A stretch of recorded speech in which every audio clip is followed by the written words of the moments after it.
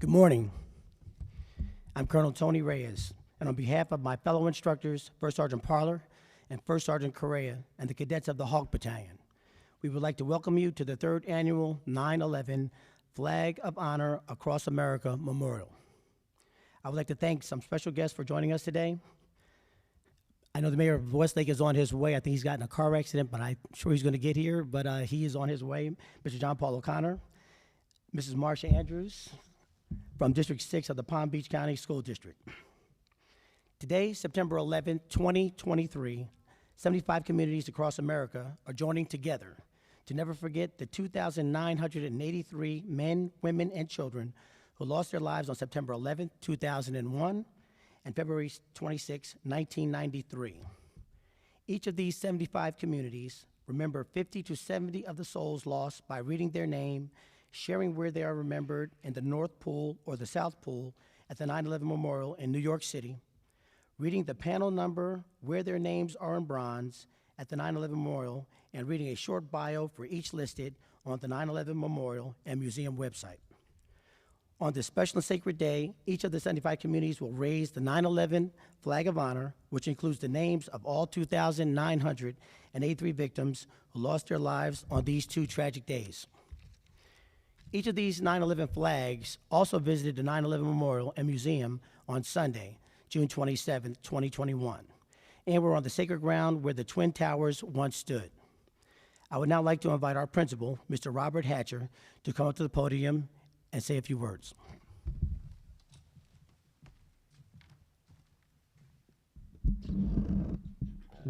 Thank you, Colonel Reyes.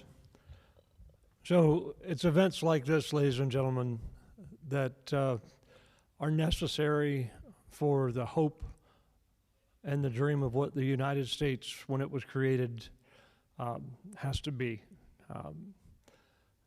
9/11 is a ceremony that none of you all were born when it happened. But the adults in the room, I guarantee you, if you were to ask each one of them, they can tell you exactly where they were standing when the first plane hit the tower. I can remember sitting in my office at Lake Worth Middle School, and one of my teachers, her husband, was a pilot for JetBlue, and called her while he was in the cockpit, and she was in the front office, and said, "Honey, a plane just hit the tower," and we were scrambling to get to a television to find out what happened. And by the time we were able to get a television on and the news dialed in, the second plane had hit the tower. And then shortly after that, the plane went down in the field in Pennsylvania. And shortly after that, the plane impacted the Pentagon. So every adult in the room, and at this time I would ask that all of our former and current military and first responders please stand and be recognized. Thank you for your service. We have some law enforcement in the back. Parents, thank you very much.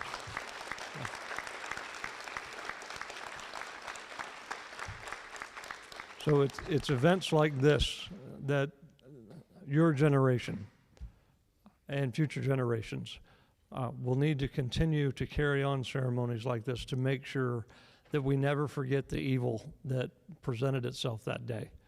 And we never forget the pride of America.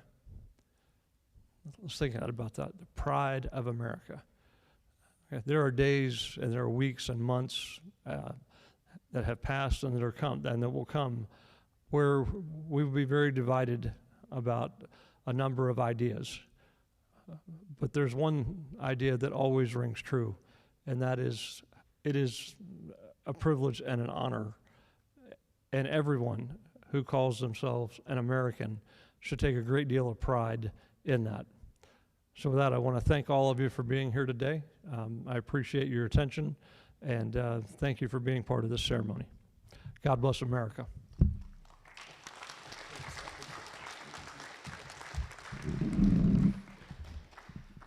At this time, please rise for the national colors and the raising of both our colors and the flag of honor.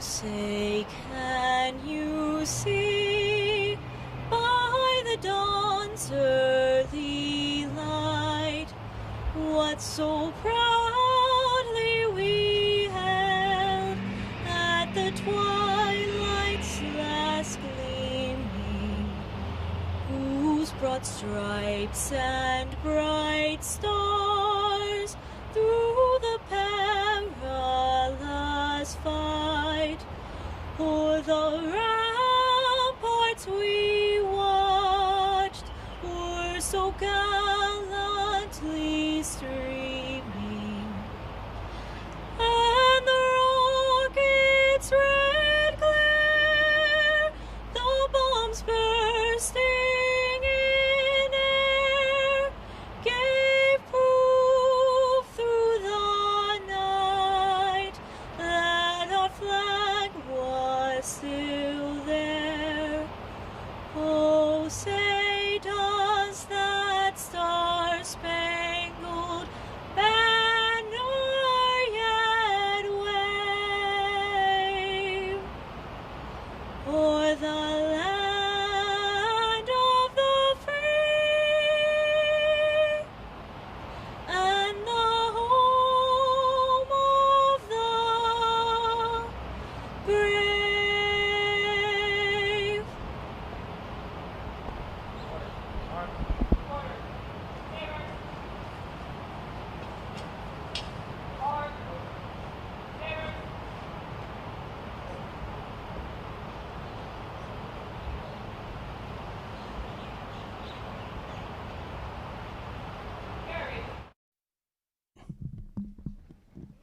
Test.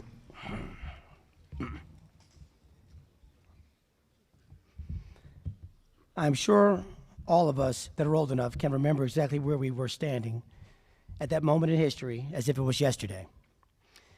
I was at the U.S. Capitol when the plane struck the World Trade Center, preparing to go to the Pentagon for a meeting.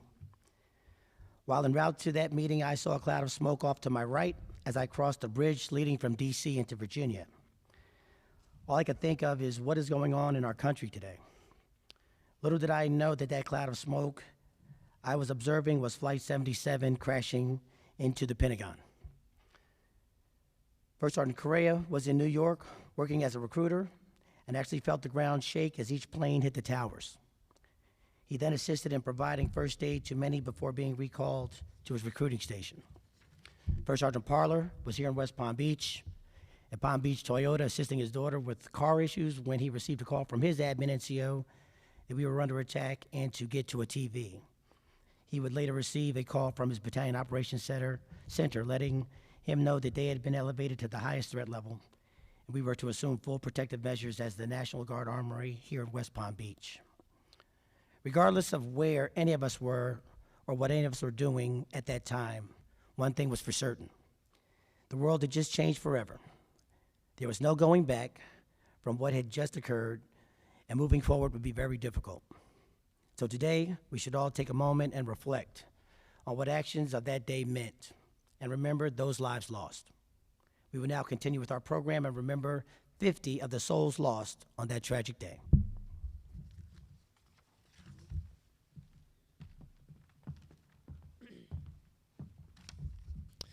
James Joseph Kelly from Oceanside, New York, age 39.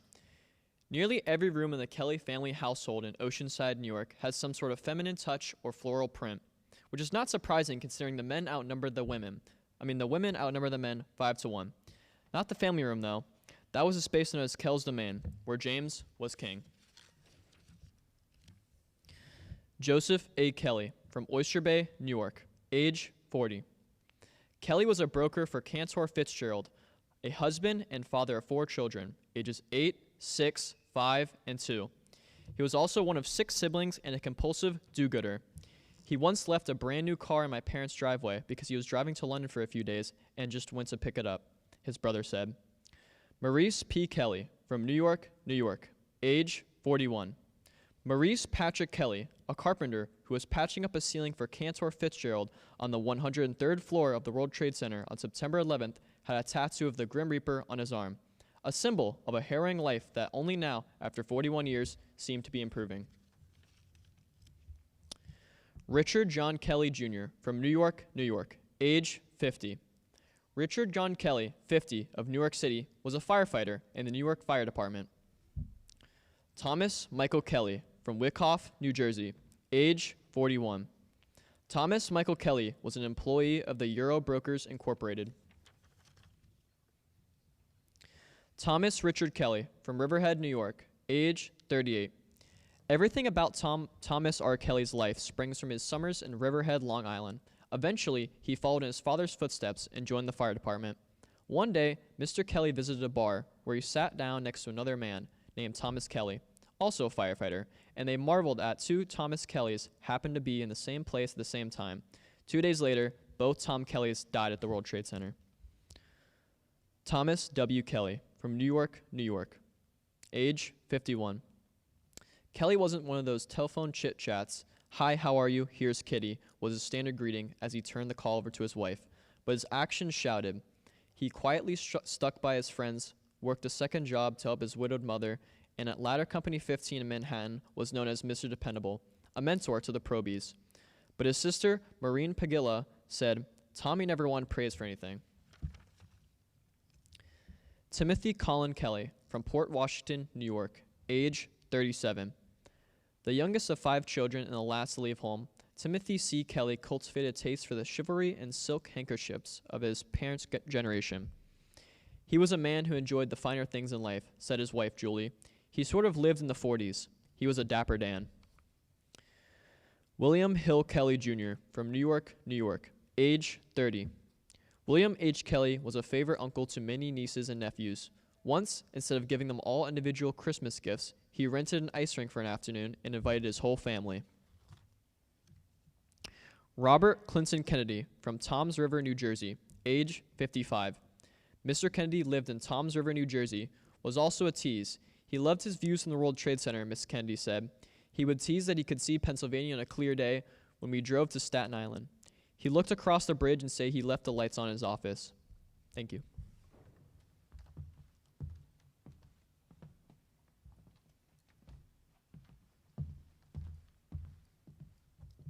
Thomas J. Kennedy from Islip Terrace, New York, 36.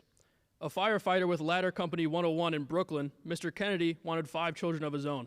He and his wife, Allison, had 2 children, Michael and James, and planned to have another. As a father, Mr. Kennedy cherished his children's bedtime rituals, administering evening baths and reading Goodnight Moon. He and Michael would drop coins into a piggy bank because the father was teaching the son the value of saving. Yvonne E. Kennedy from Australia, 62. Yvonne Estelle O'Prey was born in the western suburbs of Sydney, Australia. She attended Glenfield Primary School and furthered her education at Liverpool Girls High School, where she completed her senior certificate. In 1990, Yvonne began her career as a full-time staff member at Red Cross. The Australian Red Cross became Yvonne's passion. She continued her work there until her retirement on December 15, 2000. Yvonne was awarded the Australian Red Cross Distinguished Service Medal in May 2001. In July 2001, she was elected Executive Officer of the Corps, a position she would never have the opportunity to fulfill. John Richard Keohane from Jersey City, New Jersey, 41. Keohane lived in Jersey City, New Jersey, and loved New York. As a child, he dreamed of being a pilot. As an adult, he traveled extensively and loved politics. Ralph Francis Kershaw from Manchester by the Sea, Massachusetts, 52. Mr. Kershaw, at 6'3" and 250 pounds, had big hands that were also adroit at the culinary art. He was a surveyor of yachts. He knew the boats inside and out. He would tell you what was right or wrong with your boat and know how to fix the problems too. On September 11th, Mr. Kershaw was on United Airlines Flight 175 when it struck the World Trade Center's South Tower. He was en route to Singapore via Los Angeles to inspect a yacht. Ronald T. Kerwin from Levittown, New York, 42. Lieutenant Ronald T. Kerwin, 42, of Levittown, New York, a firefighter with the New York Fire Department. Howard L. Kestenbaum from Montclair, New Jersey, 56. Mr. Kestenbaum was a senior vice president in charge of Aon Corporation's Risk Analysis Group. He was born in Newark and grew up in Maplewood, where he graduated from Columbia High School in 1963. He earned a bachelor's degree from Williams College in Massachusetts and a PhD in physics from Columbia University. Douglas D. Ketchum, New York, New York, 27. He was never too high to do anything, said his girlfriend, Evelyn J. Abels. He liked the finer things in life, but he was also very down to earth. Mr. Ketchum was remarkably close to his mother. He would call her, even at 2 a.m., if he had just spotted a celebrity, and even told her about his love life. Ruth Ellen Kettler, from New York, New York, 42. Ruth E. Kettler once said that she thought it was possible to be an executive who was liked and admired instead of respected and feared. At Fiduciary Trust, where she was a director of research, and in her daily life around the city, she tried to make that come true. Boris Khalif, from New York, New York, 30. Boris Khalif moved to the United States from Ukraine at the age of 10, loved computers and devoured everything he could find about them. When he got his first computer in high school, he took it apart and then put it back together. At first, it didn't work, so he just kept fiddling until it did. Friends and relatives brought their computer problems to him, and he fixed them. Mr. Khalif, 30, who lived in Brooklyn, was working as a computer consultant in Marsh & Amp, McLennan, in One World Trade Center on September 11th. Norma Cruz Kahn, S71, from Reston, Virginia, 45. Norma was a manager of Member Services Plumbing, Heating, Cooling Contractors National Association. To her family, she was the shining star that brought them together. She was their bringer of support, encouragement, hope, and faith. She touched the lives of so many as a friend, a leader, a mentor, and an energetic contributor in her community. Thank you.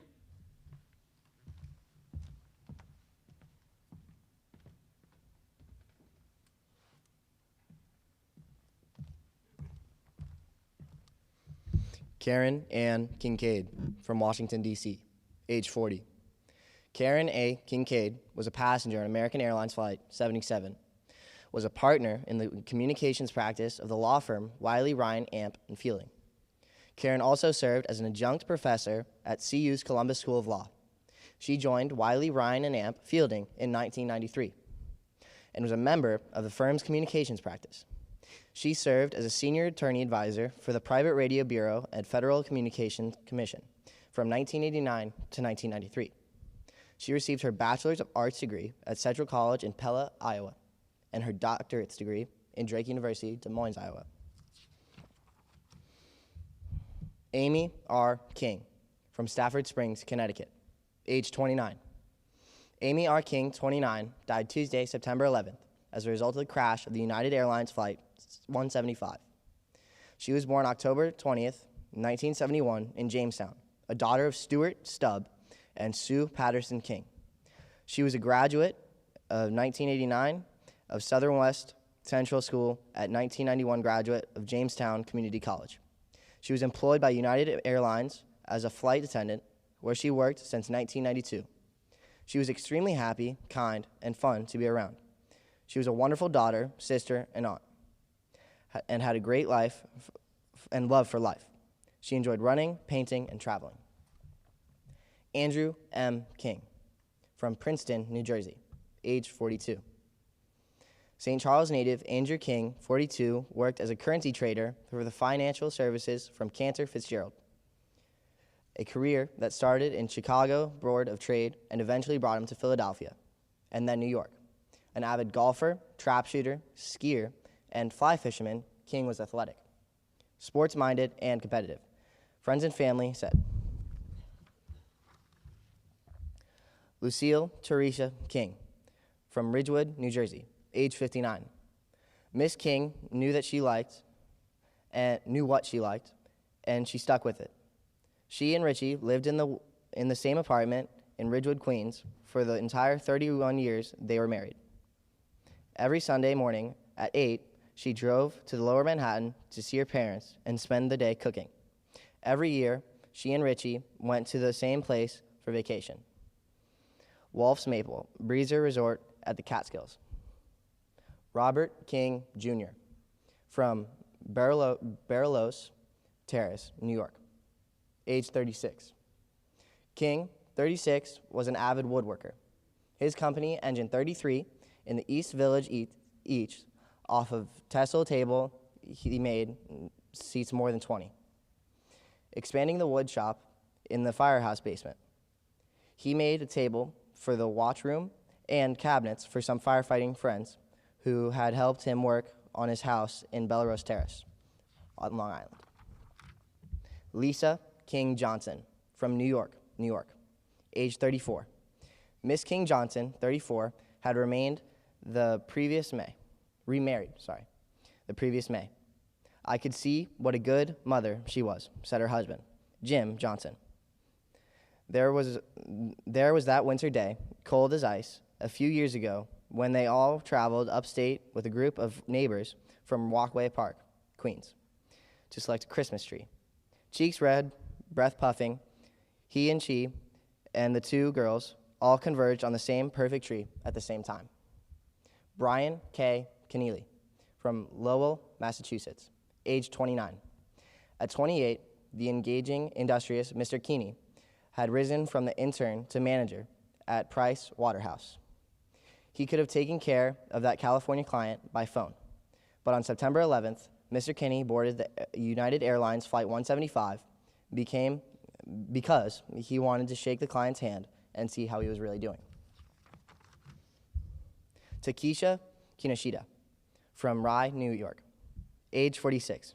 She's general manager at Fuji Bank Limited. Chris McKell Kirby from New York, New York, age 21.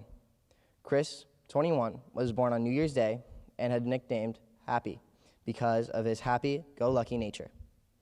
He was working as a carpenter while taking classes to become a firefighter like his father. A few days before he disappeared, he called his family, who now live in Middleton, New York. His father told him, as he always did, "Be good, I love you." And Chris responded, as he always did, "Dad, I love you too." Robert Kirkpatrick from Suffin, New York, age 61. Robert Kirkpatrick lived in Suffin, New York with his wife, Evelyn.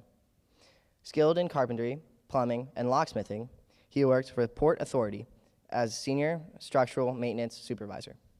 Robert spoke of retiring in November 1993. On February 22nd of that year, Robert was in the World Trade Center basement on his lunch break when a bomb exploded in the nearby parking garage. He was 61 years old. Thank you.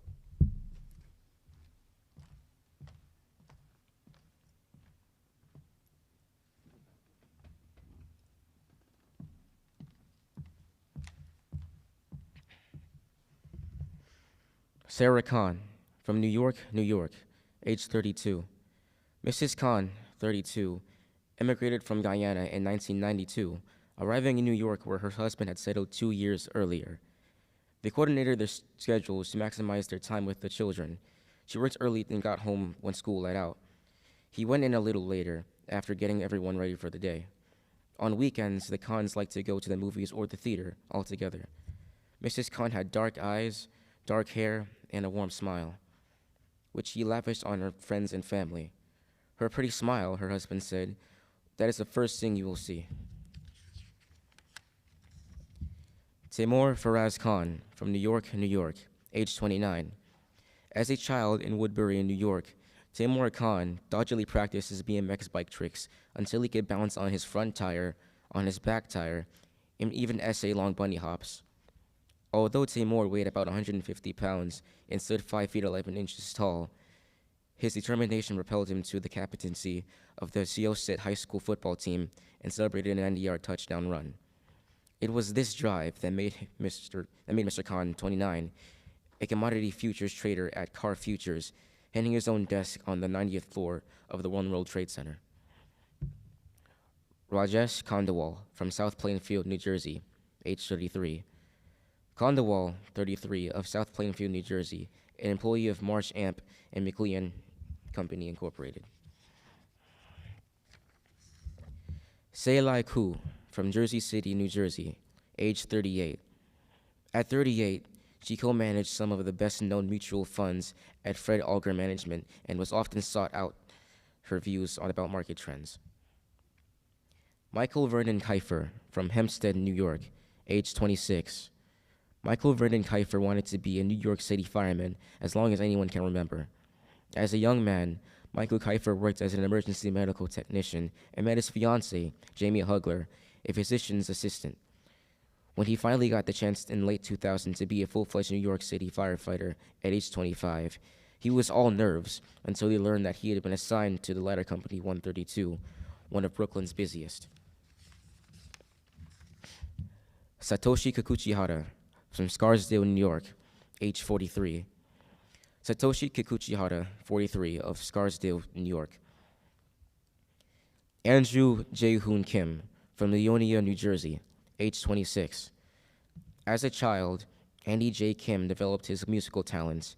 He played piano, clarinet, and guitar. During high school, he was in the marching band, the jazz band, and the orchestra. At Columbia University, where he studied engineering and finance, he developed his spiritual side, working with the Campus Crusade for Christ. After college, Mr. Kim, 26, was a research analyst from Fred Alger Management in late July. He passed the Certified Financial Analyst exam.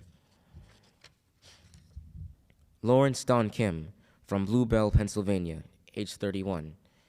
He was a chronic workaholic. Security guards at Time Warner's Tampa offices were once alarmed because Mr. Kim's car had been parked in the same place for 8 days while he had been continuously working on a project. That discipline carried over to his new job at Marsh and Amp, McLean. Parking records show that he arrived between 7:30 and 8 a.m. on September 11th, his second day of work. Mary Jo Kimmelman, from New York, New York, age 34. Miss Kimmelman, 34, was always a taker when people had an extra ticket to concerts or sporting events.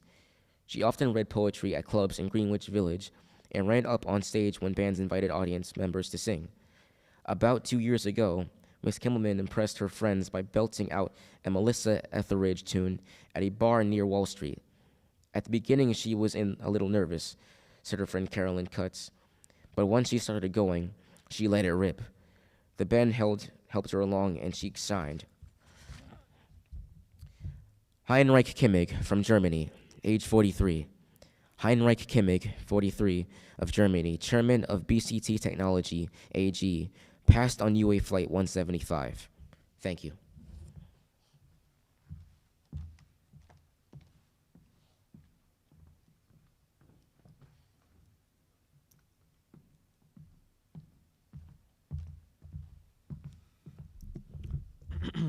Howard Barry Kirschbaum, from New York, New York, age 53. One of the ways that Mr. Kirschbaum, 53, kept people together was dining in and out about every once a week. He knew every restaurant and what to order and who to go with, said his daughter, Lauren, 23. Mr. Kirschbaum was the director of security of Marsh AMP in McLennan. He was responsible with 20 guards who worked for him for the security firm's 7th floor in the One World Trade Center. When he took his job in 1997, he had recently retired from the New York Police Department, where he spent 25 years and achieved the rank of detective. He was looking for a second career to help put Lauren and his son Matthew, now 24, through college. Glenn Davis Kerwin, from Scarsdale, New Jersey, age 40. Mr. Kerwin, 4 years old, lived in Scarsdale, New Jersey, and was up at 5:15 in the morning to catch the 6:30 train to New York, where he was head of production of East B Division of Cantor Fitzgerald.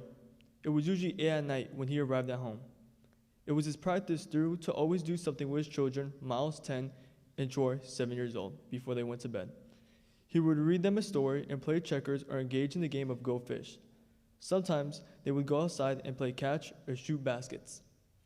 Helen Crosswind Kittle and her unborn child from Lamont, New York, age 34, worked for Cantor Fitzgerald. Richard Joseph Clares, from Somers, New York, age 59, the son of a German immigrant who laid tracks for the subway system, and stenographer Mr. Clares, 59, grew up in Harlem and the Bronx. He went to Merchant Marine College at Fort Scollay in Bronx and a fashion school of the old days and married his high school sweetheart, Veronica Razzo. He was a risk engineer for March and McLennan, and he had a meeting on September 11th on the 105th floor of the South Tower to tell a client how to make the factories more safe. Peter Anton Klein, Mickhawk, New Jersey, from age 35.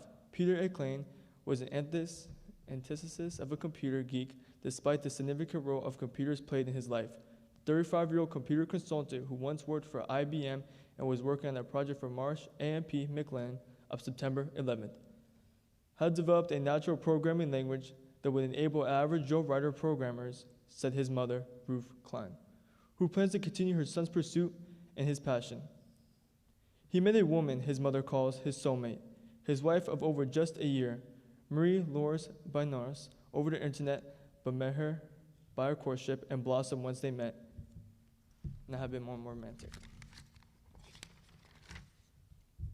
Alan David Kleinberg, from East Bushwick, New Jersey, age 39. At age 39, Mr. Kleinberg thrived at his job as a securities trader at Cantor Fitzgerald.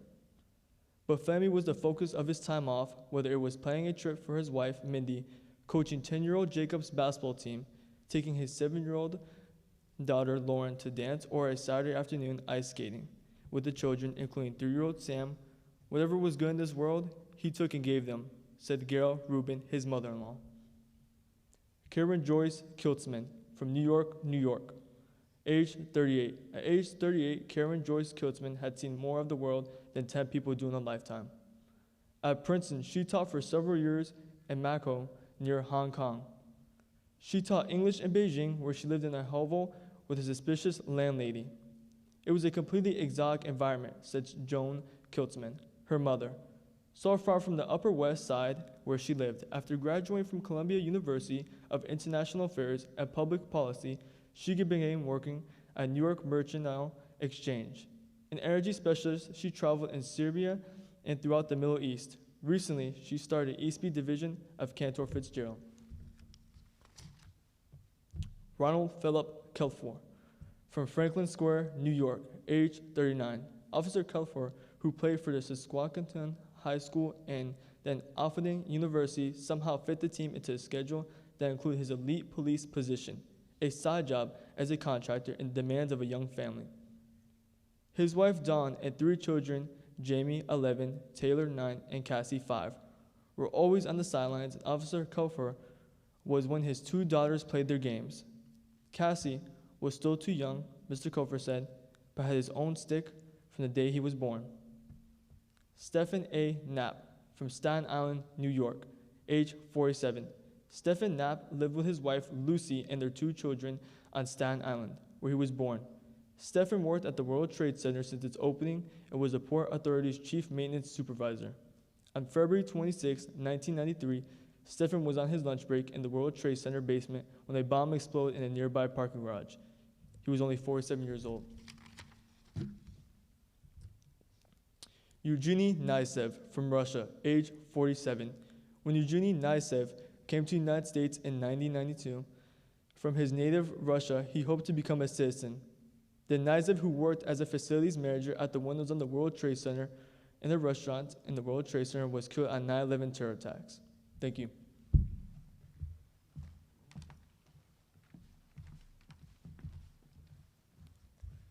We will now lay a wreath at the base of the flagpole in honor of all who were lost.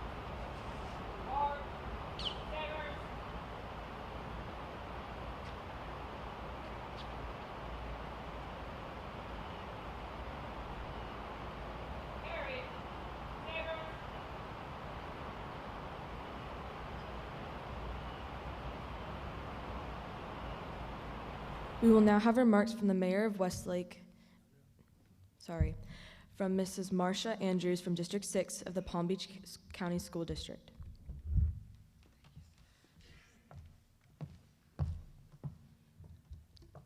Principal Hatcher, Seminole Ridge Hawk family, veterans, active military, all of our support, first responders, the Junior ROTC. This morning, I bring sympathy, I bring condolences, and prayer from Superintendent Michael Burke of the School District of Palm Beach County and all 7 school board members. Principal Hatcher, I will never forget. I will never forget. You never forget Seminole Ridge Hawks. 9/11, 9/11, September 11th, 9/11 was a bad day in America. Some bad things happened, but we live in a great America. We live in the best country in the United States of America. So as I stand here this morning and my heart aches for all of those who lost their lives on 9/11, I just know America is great, and I pray for all who lost their lives. I pray for their families. I pray for all the people in New York City who really worked hard to save everybody. I pray for those who went down in the plane. I pray for their families each and every day. We can never forget. I remember where I was on that day, Principal Hatcher. I was in the office with a group of people with the superintendent when the first plane went into the first building. We were at a meeting. They turned the television on. We all got down on our knees and we started to pray. We didn't know what was happening in America. We know that we're the land of the free, the home of the brave, but we started praying because we had never seen anything like this. And then another plane hit. And then it continued, and we were all crying and we were scared. But at that point in time, too, we all said, we're so thankful that we live in America. We saw people die. We saw and experienced that day, and we must continue to share it with you, Hawks. We must never forget that we live in a great country, and we're free. And we're free because of those who served in our militaries. And when I see your Junior ROTC, when I walked into the building today, and I heard you all read the names, as I've heard over the years that I've been here with your principal at this school on 9/11, my heart aches in pain and sorrow, but I know within myself that we live in the greatest country. And sometimes others take a sacrifice for us to be able to be free each and every single day. So I know that we responded earlier for all of the veterans, all of our first responders in the house. I just need you to stand one more time if you are a first responder, if you're a veteran, if you're in the military, if you're a part of the Junior ROTC. We just need you to stand right now so that we can give you thanks by a big round of applause for everything we know that you're doing every day to keep us safe and to keep us free. Please stand right now wherever you are. If you are a member of a family who is in active duty or a veteran, stand, Junior ROTC. Stand if you're a first responder. Stand right now. Let's give them a hand.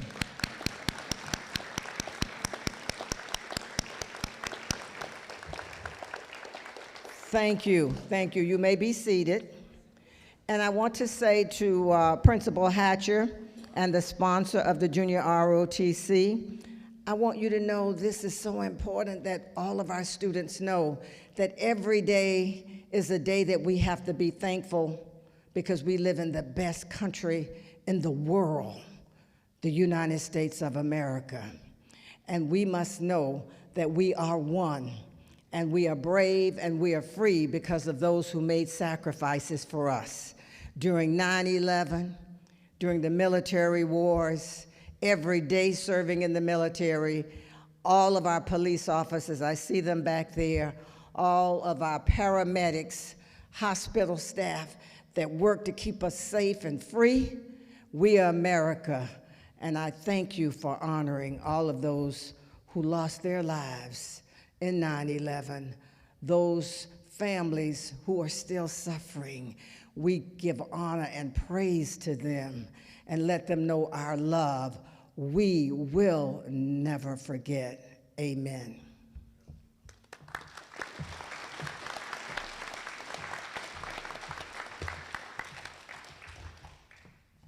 Thank you, Mrs. Andrews. We will now have closing comments from our battalion commander, Cadet Lieutenant Colonel Rowe.